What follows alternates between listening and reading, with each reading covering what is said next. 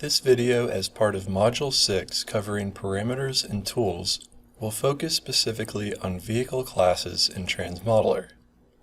Specifically, we will demonstrate how to account for proportions of heavy vehicles in the traffic stream and adjust the vehicle class percentages appropriately in TransModeler. To access the vehicle class percentages, go to Simulation, Parameters, Vehicle Fleet. If you are more accustomed to using an HCM application tool such as Synchro or HCS, there are a few important distinctions to understand in terms of how heavy vehicles are defined in the HCM and in TransModeler. In the table on the left, which is found in the Ohio Traffic Forecasting Manual, we see the specific classes of vehicles and their classification groupings. Comparing this to the HCM, in which there is essentially only two vehicle classes defined, we have 1. Passenger cars, which are the first three classes listed here: motorcycles, passenger cars, and commercial A trucks, and 2. Heavy vehicles, which comprise the remainder of these classes on the list, otherwise referred to as the B and C classification groupings. As you can see in the vehicle class parameters table on the right, in TransModeler we can be more specific about assigning percentages to each of these classes individually, rather than grouping them into two broadly defined categories.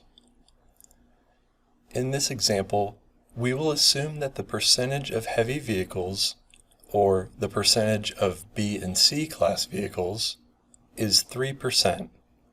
This is the suggested default value found in HCM Chapter 19 for signalized intersections.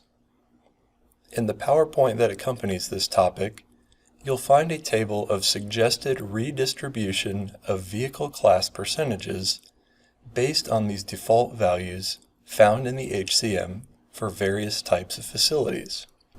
In general, it is recommended that you be as accurate and specific as possible in assigning these percentages to the vehicle classes in TransModeler if the supporting data is available.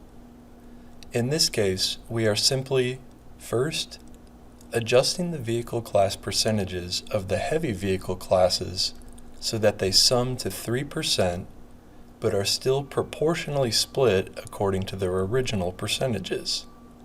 Then second, applying the same proportional adjustment to the remaining non-heavy vehicle classes so that they sum to 97%.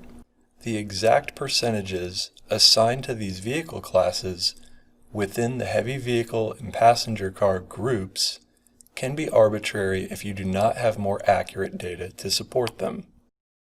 Since this is the first time we have adjusted any parameters in this simulation project, we'll be prompted to save a parameters XML format file. These non-default parameter data will be specific to only this simulation project. Another important distinction between the HCM and TransModeler to be aware of is the method by which classes are assigned to vehicles in the model.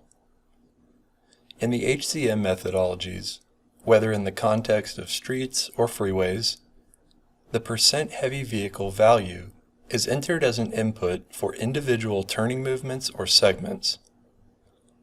In TransModeler, classes are randomly assigned to vehicles according to the user-defined class distributions as they enter the network at boundary nodes. In other words, once the vehicles have entered the network, their classes are fixed and cannot change at any point on their trip through the network. This method of assigning vehicle classes inevitably raises a question. What happens if certain parts of your network happen to have much higher percentages of heavy vehicles as opposed to a single global weighted average of heavy vehicles? To account for this, you can assign local loading parameters for vehicle classes at the network's boundary nodes or centroids to override the global distribution at certain locations of your choice. The vehicle class distribution we adjusted in the previous step is the global percentage that will be the default distribution at all of the boundary nodes. But suppose, for example, we know based on count data that the percentages of heavy vehicles on the freeway are significantly different compared to the adjacent streets and intersections.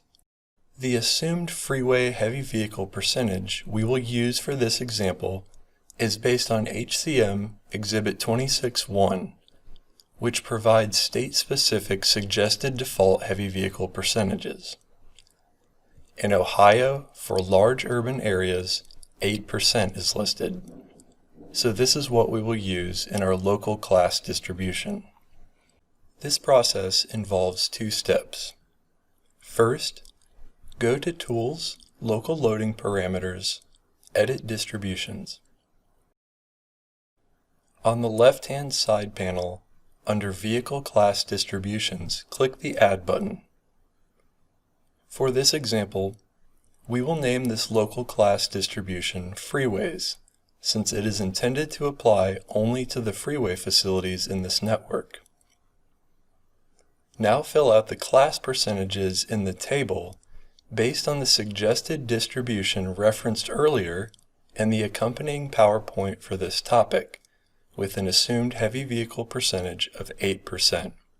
As a reminder, this combined percentage for the single unit truck, trailer truck, and bus classes will override the global heavy vehicle percentage of 3%. The second step is to assign this new Freeways class distribution to the boundary nodes of our choice. Go back to Tools, Local Loading Parameters, but this time choose Apply Distributions. In this example, vehicles enter the network at nodes rather than centroids. So under the first section in this window, open the drop-down list for nodes and choose Add Field. This will be the name of a new attribute in the Nodes Layer data view. We'll accept the default name given here for this example and click OK.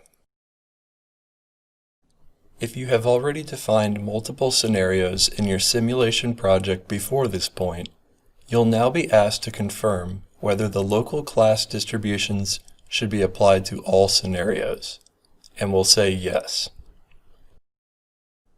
Set the working layer to Nodes, choose New Data View, and scroll over to the rightmost column in the data view. Here, we should see the new attribute that we defined in the previous step. The custom freeway class distribution with 8% heavy vehicles should apply to two boundary nodes in this network. First, the node that's positioned at the southernmost point of the network where vehicles enter the freeway going northbound, which is node 100. Likewise, the node that's positioned at the northernmost point in the network where vehicles will enter the freeway going southbound, which is node 103. These two nodes have already been added into a selection set which is colored green. This allows us to filter the nodes data view so we only see those two nodes listed as rows. On any cell in the data view, right-click, choose Show Selection, and choose Selection.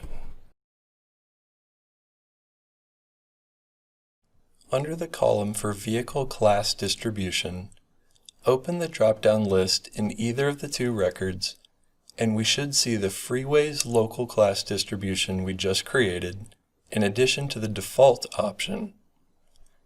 Choose Freeways for both rows. Now if we remove the selection set filter to show all records in the nodes data view, we'll see those two nodes are the only ones that have any distinct local class distribution chosen. Leaving this input field blank is the same thing as applying the global or default vehicle class distribution, which is what we will leave for all of the other nodes. In closing, the following summarizes what is shown here and the vehicle class adjustment that we've just applied in this topic. In this network, there are 41 nodes total. Of those, 15 nodes are located at network boundaries, 12 of which serve inbound traffic. These 12 locations are where vehicles will enter the network during a simulation and will be randomly assigned a class based on a predetermined distribution of vehicle class percentages.